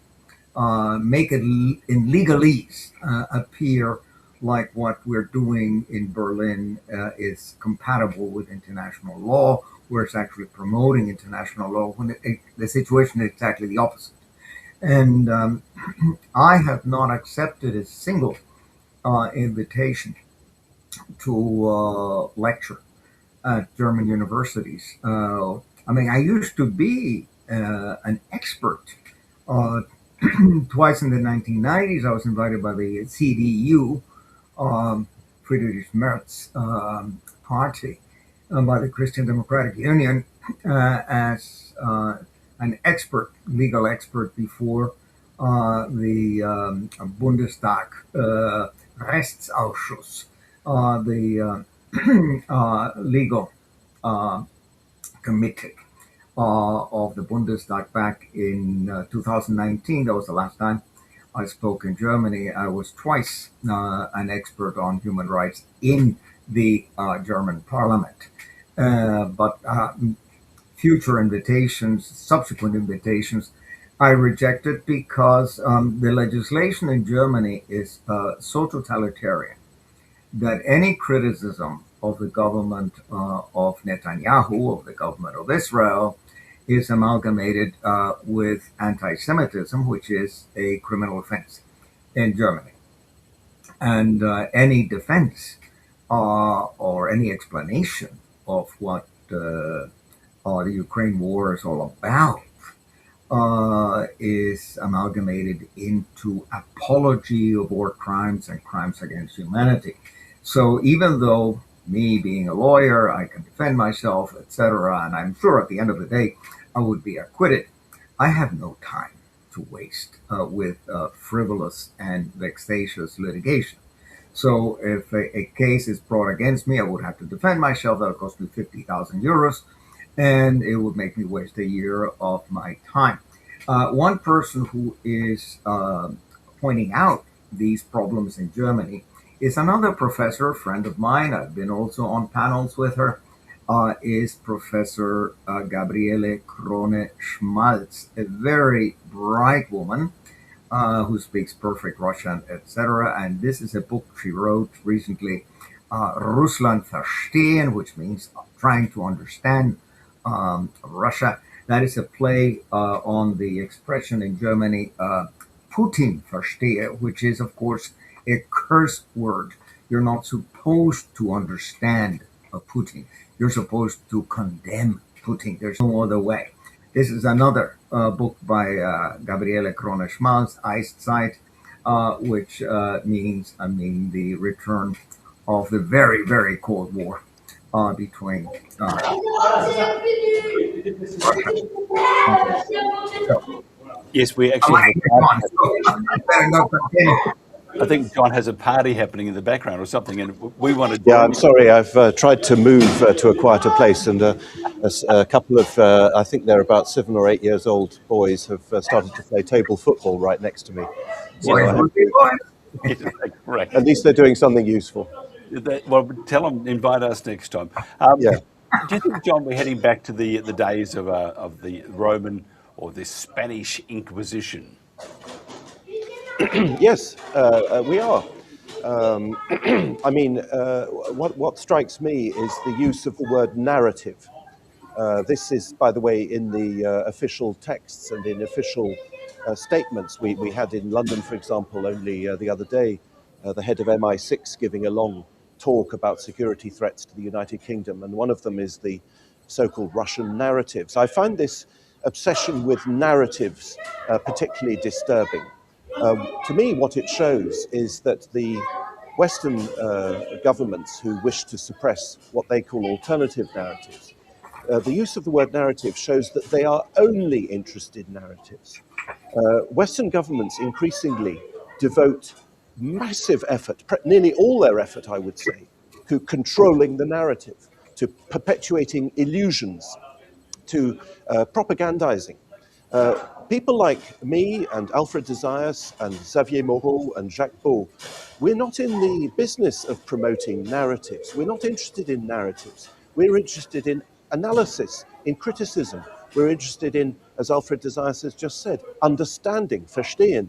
We want to, we may of course have our own view, for example, about NATO policy and about the causes of the war, but we're not promoting a narrative. And what's so frustrating, I think, in this situation is that the very notion of truth, which surely it should be at the basis of all discovery, the search for truth, the search for understanding, that very notion of truth seems to be held in no regard by the people who are imposing these sorts of sanctions, because all they're trying to do is to present and to perpetuate their own illusions. You know, we had, just to give you an example of the kind of thing I'm talking about, we had in France last week or 10 days ago, the Ukrainian President Zelensky came to France and signed a deal, a so-called deal with Emmanuel Macron, the French president, to buy 100 Rafale fighter jets. Well, France doesn't have 100 Rafale fighter jets. It takes years to produce that number of jets, and they don't have them. The order books are full for the French Air Force and for other countries. And Ukraine doesn't have the money. So the person selling doesn't have the thing he's trying to sell or saying he's selling, and the person buying doesn't have the money. In other words, this was a complete make-believe, this so-called purchase. And yet Zelensky went to Paris, there was a ceremony, they signed a document in the rain as it happened, and the whole thing was pure make-believe. And European policy, Western policy, and this probably, by the way, goes for Trump as well, although he's a bit more difficult to read. Western policy now for many years and decades, because this problem goes back at least a decade, this obsession with the narrative, this obsession with disinformation. It probably goes back to at least 2016, to the first Trump victory and to the Brexit vote. This has become the only thing that Western policy does these days, is to perpetuate illusions. And I'm afraid sooner or later, I think reality is going to come crashing in. But for the time being, our elites are, as I say, entirely devoting all their effort to creating and perpetuating illusions. Can you just tell me, John, what are the crimes of Xavier Moreau? Well, they're not crimes. Again, this is not a judicial document. One of the fundamental principles of criminal law and indeed of the rule of law, nullum crimen sine lege, no crime without a law. There is no law. The principle that you can only punish somebody on the basis of a law is written into all the human rights documents. And indeed, of course, it's a very well-established principle of law. The alleged, I don't know what to call them, offences, misdemeanors, whatever you want to call them, they include, you've referred to them, disinformation, destabilization. The title of the 2024 Council decision, which is the basis for these sanctions, refers to destabilizing activities by Russia. So they include all kinds of totally undefined things like undermining the rule of law, undermining democracy. It's all a load of rubbish. None of these things are crimes. None of them are formulated as offences or crimes in the statute book. And I repeat, there's been no judicial procedure and, of course, no right of defence, no trial before these decisions have been taken. Yeah, it's interesting. We with the past days of TNT, which we've discovered had 140 million plus a year, which they hid from us, and the people we had on were such as John Mark Dugan, Ball, he was on, Jacques Ball was on as a guest many times with us, which has sort of put us back on the back foot. We do believe we have another investor on board now, so we're about to crank it up again. We've gone, we are blacklisted just about everywhere, just to make you feel good. It's John Mark Dugan, Mark, is one of the other people we haven't mentioned his name so far, but he was also listed in this latest round of sanctions. Tell us why he was sanctioned. I'm sorry, I don't know him. I've never heard of him before, so I can't really say anything about him. But I assume it's the same sort of thing. I understand he's an American who lives in Russia and who maybe takes the Russian point of view, but I can't comment. I don't know his work.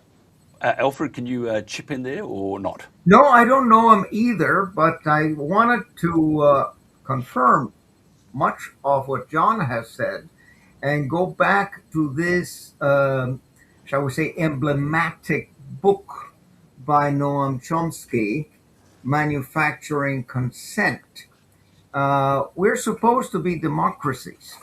And of course, democracies function on the basis of majority rule, majority opinion, zeitgeist.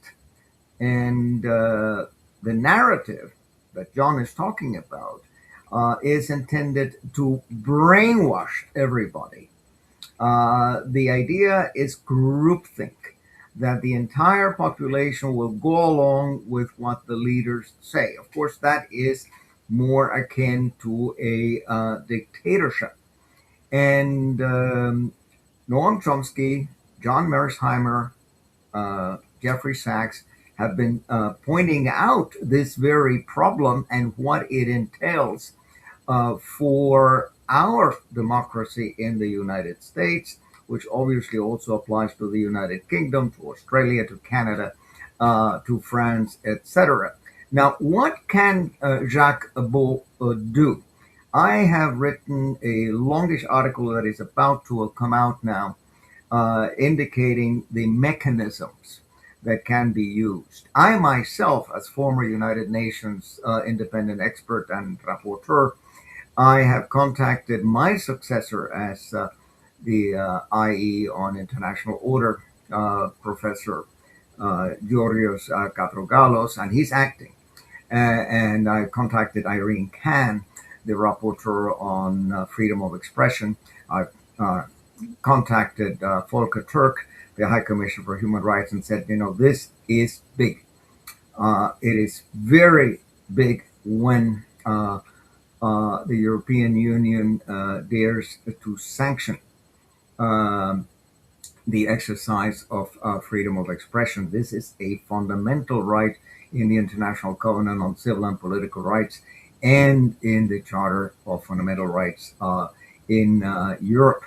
We in the Human Rights Committee, I also recommended Jacques Beau to submit the case to the Human Rights Committee. As you know, I used to be the secretary of the Human Rights Committee and the registrar, because all petitions to the Human Rights Committee, to the Committee Against Torture, to the Committee on Elimination of Racial Discrimination went through my desk. And I wrote this book together with my then colleague-in-chief, Jacob Moller, an Icelandic judge, entitled United Nations Human Rights Committee Case Law.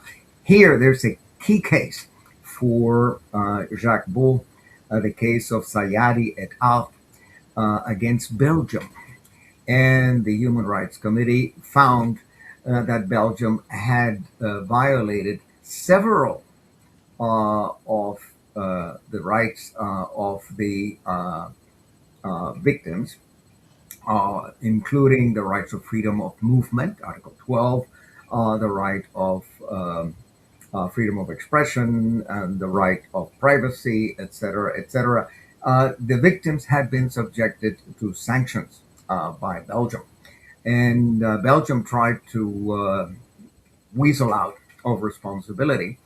And in the individual opinions, it's very interesting to note that the then member of the Human Rights Committee, today president of the International Court of Justice, the Japanese Judge Iwasawa, he wrote, also together with Sir Nigel Rodley, the late Sir Nigel Rodley, a very close friend of mine, that even sanctions of the Security Council are not necessarily binding, because the Security Council must act within its terms of reference. Its terms of reference are laid out in Article 24 of the UN Charter, which means the Security Council must act in furtherance of the purposes and principles of the United Nations laid out in Articles 1 and 2.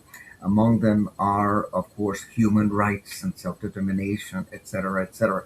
So in the moment that the Security Council adopts sanctions that violate fundamental human rights, that resolution or that imposition of sanctions is ultra vires. It is actually null and void. And it's quite interesting when someone like Sir Nigel Rodley writes that. Now, the Human Rights Committee issued a general comment on Article 17, Article 19 on freedom of expression.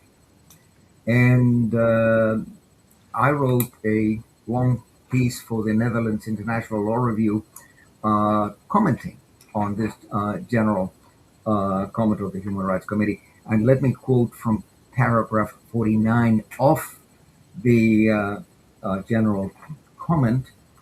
Laws that penalize the expression of opinions about historical facts are incompatible with the obligations that the Covenant imposes on states bodies in relation to the respect for freedom of opinion and expression. The Covenant does not permit general prohibition of expressions of an erroneous opinion or an incorrect interpretation of past events. Restrictions on the right of freedom of opinion should never be imposed, and with regard to freedom of expression, they should not go beyond what is permitted in paragraph 3.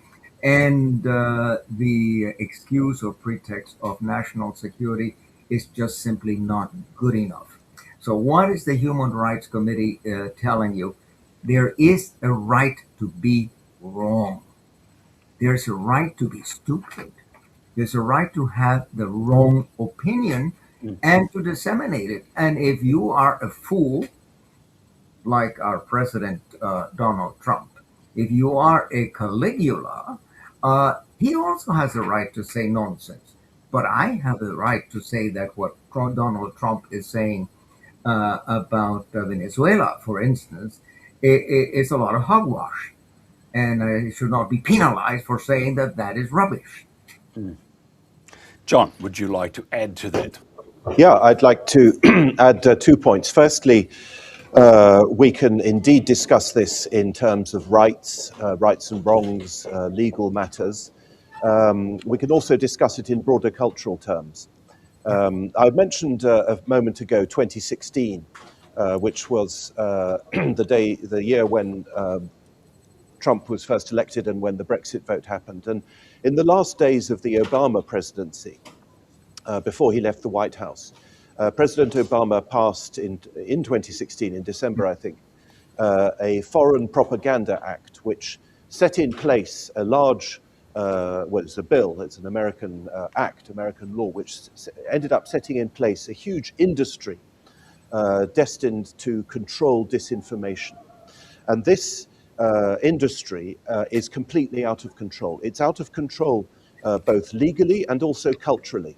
And when I say culturally, what I mean is that for, again, at least a decade now, across the collective West, issues of communication, propaganda, whatever you want to call it, have increasingly come under the remit of the military and of the security services. I mentioned Blaise Metrovelli, the head of MI6's speech the other day in London. The head of MI6 and other security officials should not be getting involved, in my opinion, in discussions about propaganda or communication. Communication should not be militarized. Opinions should not be militarized. If I have a wrong opinion or a bad opinion, this should not be regarded as a security threat. It's not a security threat. And yet, as I say, Western governments have drifted in this direction now for a very long time. I often say to my students, there was a debate on propaganda and disinformation in the European Parliament at least 10 years ago. And the person that spoke on behalf of the European Commission in that debate was the Security Commissioner, who, as it happens, was British. But his remit was to deal with security.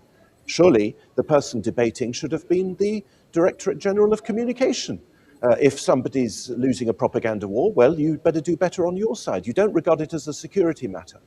And yet this, as I say, has become a habit. We saw it also, by the way, in COVID. Again, if I take a British example, the British Army and its PSYOPs unit, Brigade 77, got heavily involved in fighting COVID disinformation. This is a very, very dangerous development. The other development is also about 10 years old. And again, Alfred has just referred to this indirectly.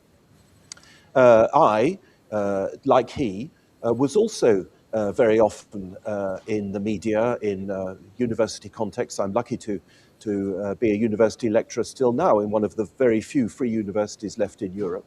But I used to have quite a lot of exposure in the British media, on the BBC, on the other mainstream British medias, and of course in French and other media, German as well. But in the last decade, that has all dried up. And I listened recently with great interest to a man I'm sure you've all heard of, George Galloway, former British Member of Parliament, who, like me, was interrogated by counter-terrorism police in Gatwick Airport. I had the same experience as him a couple of years ago. Again, this is an example of this terrible drift that we're in. And George Galloway made a very interesting point, which resonated with me, because in my own modest level, I've had the same experience. He said, in 2003, when Britain and America were about to invade Iraq, this is George Galloway speaking, he said, I was on the television every night. He was a prominent critic of the Iraq War as it was being prepared and as it was launched. And he said, I was on the BBC every night. He said, I haven't been on the BBC for 10 years now. And this, now, why is this? Is this because there is an order that's come down from on high? Don't get George Galloway, don't get these Russian conspiracy theorists and propagandists. It may be that. Is it groupthink? Is it the herd mentality? Is it that the journalists fear for their jobs? Whatever the reason, it is surely a sign of severe degradation in the public debate that people who are critical of foreign policy matters are simply excluded from the media. Alfred, I just, and John, if you want to pop in also, just to add your bit here, I often chuckle about the European Democracy Shield, the EDS. It's supposedly to protect democratic systems. I would probably argue, and I'm sure you would, that it does exactly the opposite. Indeed, indeed. But as John said, other opinions are not welcome. unerwünscht, as they say in Germany. And the problem is quite general in most European countries, certainly in the United States and Canada. When I was professor at the University of British Columbia, I gave many interviews. That's back in 2003, 2004.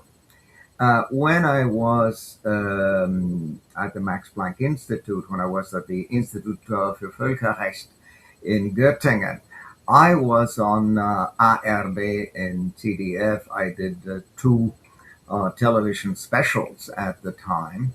I used to write full-page articles for the Frankfurter Allgemeine Zeitung. I would write for Der Spiegel. I would write for Die Zeit. And today, not a single invitation, not a single interview. When I was a UN rapporteur, 2012 to 2018, I was not interviewed once by CNN. I was interviewed once by the BBC. But certainly not by Sky News or any of the mainstream outlets. And as John's experience was, me too. I do not get a platform. My press releases as UN rapporteur, and I wrote over 100 of them, I would send them to the New York Times, to the Washington Post, to the Wall Street Journal. They were never picked up, never. And when I used to write op-eds, I managed to place one in the Independent, I managed to place one in the Guardian, but never in the New York Times. And so that tells you something. They do not want to hear my point of view or the point of view of the likes of Jeff Sachs. I mean, Jeff Sachs, I've corresponded with him, and I know him personally.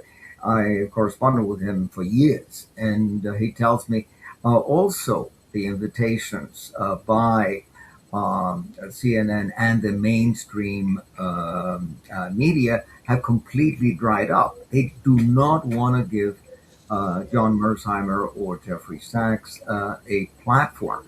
That is a civilizational breakdown. And it is regrettable because we would like to see ourselves as a democracy. We would like to see ourselves as liberal and as tolerant, but we're not. I mean, our governments and the mainstream media are not tolerant at all. They want to force down our throats a particular worldview that has brought us to genocide in Gaza, that has brought us to a totally needless war in the Ukraine, and that is actually dismantling the United Nations as the collective security organization for humanity. We have to rediscover the spirituality of the Universal Declaration of Human Rights. We have to rediscover the fundamentals of communal living and of living in peace with our neighbors. I mean, our neighbors are not automatically our enemies. We should not make enemies out of our neighbors. We should try to meet them halfway. We should try to develop a modus vivendi. But my greatest worry, there again, the civilizational collapse. I explain it in this book of mine, The Human Rights Industry. And why the industry? Because it has become a business, and because they are financed by lobbies, military industrial complex, etc., and they do the bidding of these lobbies. I mean, in a very real sense, the secretariats of the Human Rights Council of the Human Rights Committee today, of the European Court of Human Rights, of the Inter-American Commission on Human Rights, are essentially in the service of Washington and Brussels. They're not in the service of humanity, not in the service of those values that underpinned the European Convention on Human Rights, that underpinned the International Covenant on Civil and Political Rights.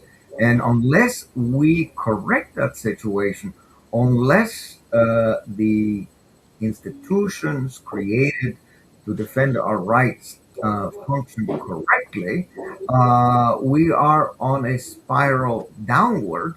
And as I said, not only downward because we might end up in the Third World War, we might just stumble into the Third World War because of these intransigence of NATO and of the United States and the Europeans, but also as to our own identities.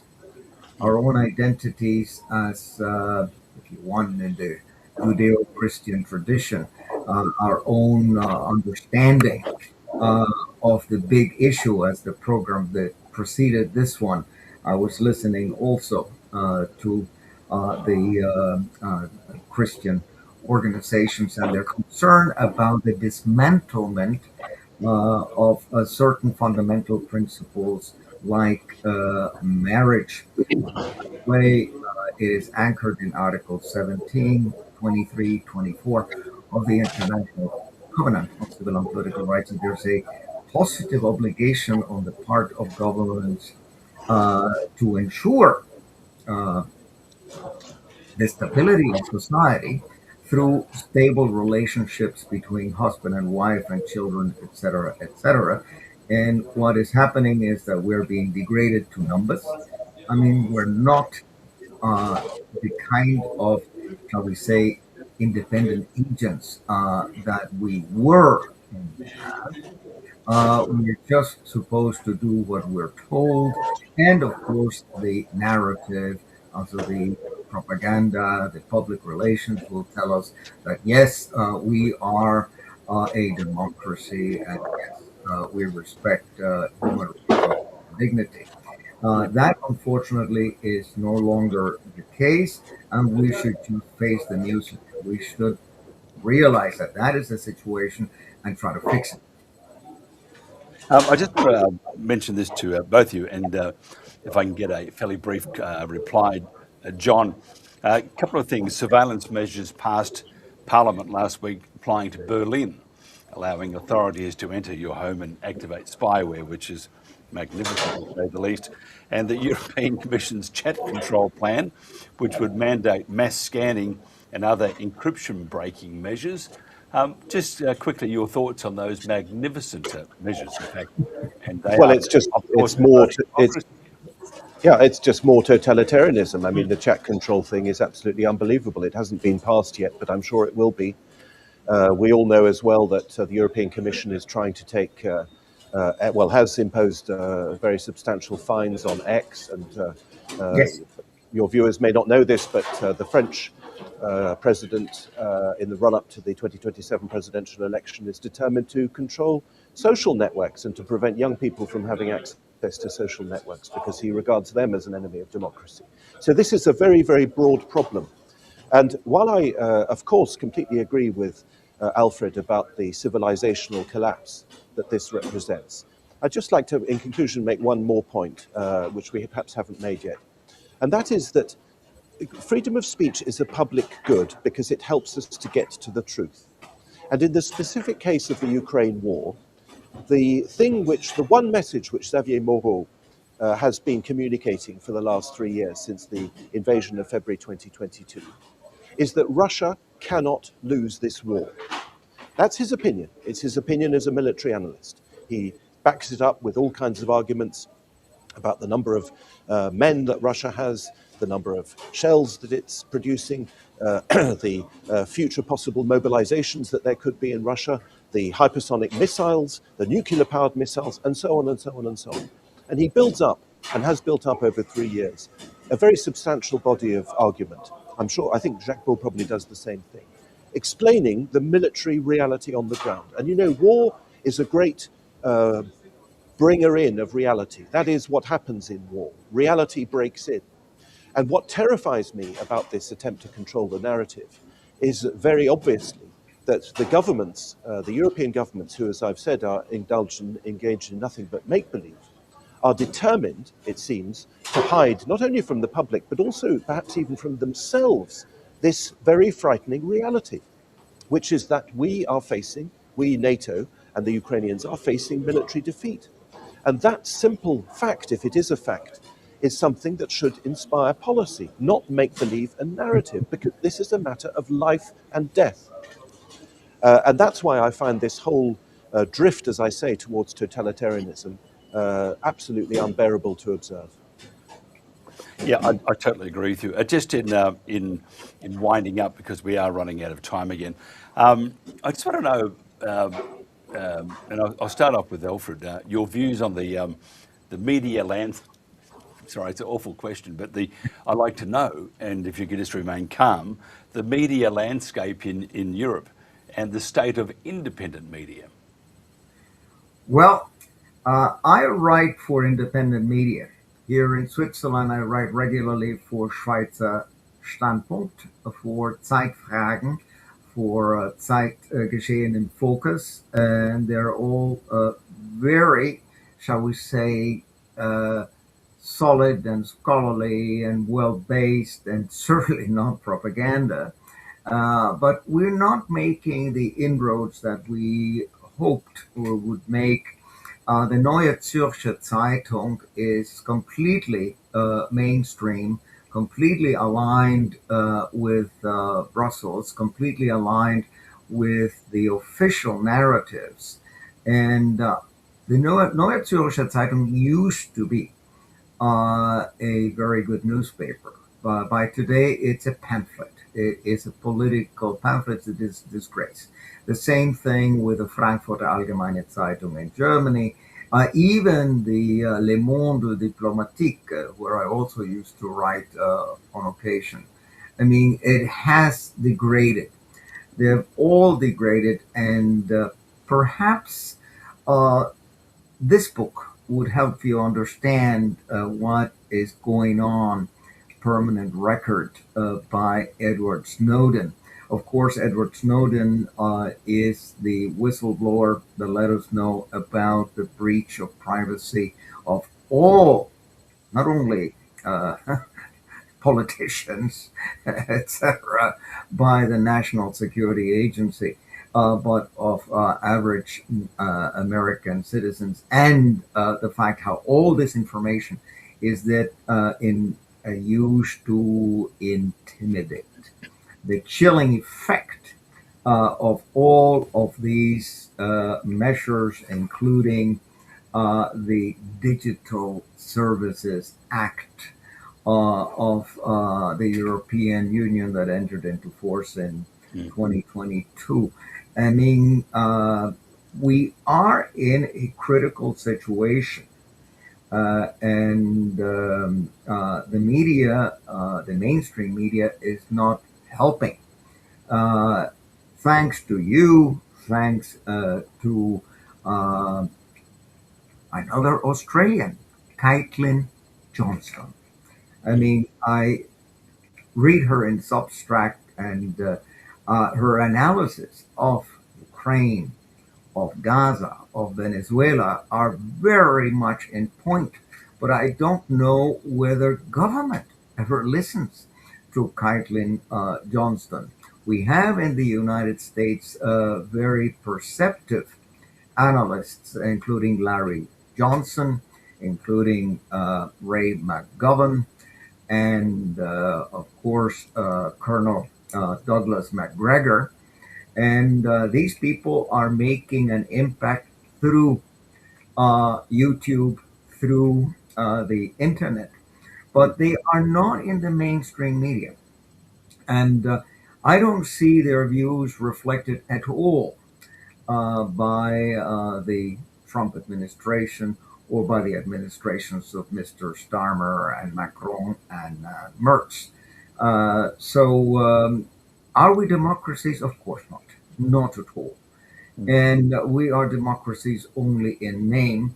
And this reminds me of Lewis Carroll and Alice in Wonderland and Through the Looking Glass and the wonderful exchange between Humpty Dumpty and Alice when Humpty Dumpty says, I can make words mean anything. And Alice says, but you can't do that. Of course I can if I have the power. And that is what government is doing to us. War is peace. Freedom is slavery. Ignorance is strength. We are back to a destruction of language, of concepts, and undermining of the epistemology of Western civilization. So I leave it at that.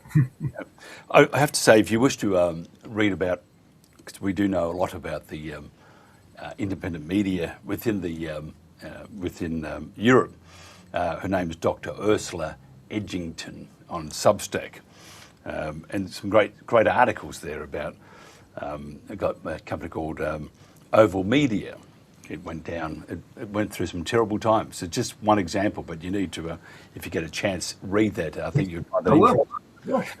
But just one more thing, John. Your views on the media landscape in Europe and how healthy do you think independent media really is, and how are they controlled? Do you think they're controlled? A great number. Well, I can tell you they are, and you need to keep reading Ursula's articles, because there's a lot of control now on independent media, and that is most likely, in my mind, part of the reason why it's not making the progress it should, because the people that control a lot of the independent media really don't want it to have impact.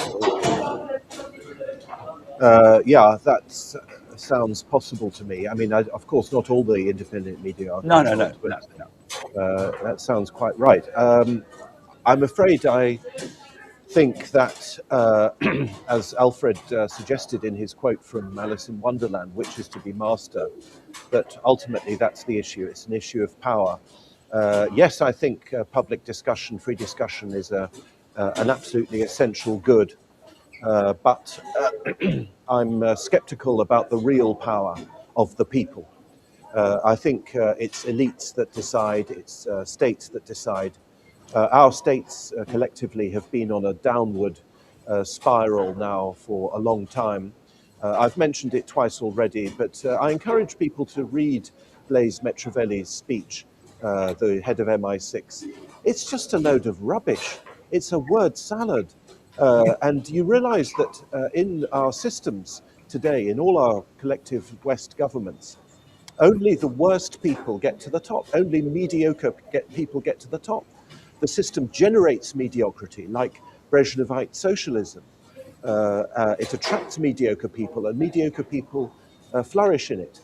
And the reason why I'm skeptical about the actual political power of independent media is that when you go to an independent media, you are, as it were, being proactive. You go to the internet, you look things up, you are your intellectual posture is one of searching for the truth. When you come back home after a day at work and you switch on the television and sit down on the sofa and have a glass of beer or a glass of wine, you are in a passive mode. And that is why the mainstream media, unfortunately, because despite their great decline, these big media, particularly of course television, still reach millions, tens, hundreds of millions of people. You are in fact in a passive mode. You are ready to believe anything. As Alice in Wonderland said, I can believe six different impossible things before breakfast. You are ready to believe anything. You are ready. You are happy, in fact, ultimately, or at least complicit in this terrible cognitive dissonance from which our societies suffer. And we've seen it again and again, whether it's about the war, Gaza, Ukraine, COVID, whatever. And that is why, unfortunately, I think it's inevitable. I'm not trying to be rude, but it's inevitable that only a minority of people will have the intellectual curiosity and the proactive attitude that I've referred to go online and look things up and think for themselves and so on. Whereas, unfortunately, the majority will be in this passive receptive mode, which, as everybody knows in George Orwell's 1984, was one of the principal measures of social control. Yep, totally agree. Got to go. It's way past bedtime for everybody here. Not really. I think they've got a glass of whiskey waiting for them. That's probably the real truth, which is a great idea. Alfred, if somebody wants to find out more about you, just quickly, how can they do that? Well, I have my blog, the Human Rights Corner, www.Alfred WordPress. I also have. You've missed that part, I think. Now, would you like to try again? Because what's happened is you froze with that really important bit. So how do they find you besides your blog? No, we have no microphone at all. He's turned off, which is going well. And in fact, we have no microphones with anybody. I have no idea what's happening here. There we are. We're back on again. I have a microphone, but I also have a table footballer game. Have you really? Oh, look, Alfred, can you, I'm just seeing if I can get your microphone back up. I just want to know, you stopped, after your blog, you went quiet. Your microphone stopped. So can you tell us where else they can find you besides your blog? No, he's gone right off. That's not a good sign. John, do you have any Yes, it's very kind of you to ask. I have two hats. I'm a university lecturer, but I'm also, as you said in your introduction, the director of Forum for Democracy International. Forum for Democracy is a Dutch political party, and our webpage is fvdinternational.com. We have an X feed, fvd_intl, and I have my own X feed, John_Lockland, on Twitter, on X. So those are the places where you can follow me. Say, John, I'd like to have your email so that we can correspond. And with pleasure. My email is very simple, Zayas@bluewin, BLUEWI. We're still on air. We're still on the air, Alfred. We're still on the air at the moment. That's excellent that we share this communique with the rest of the world. Thank you very much, Professor Alfred Zayas, Professor of International Law, and Dr. John Loughlin, Forum of Democracy International. This has been the Protagonists, and this is The World Today.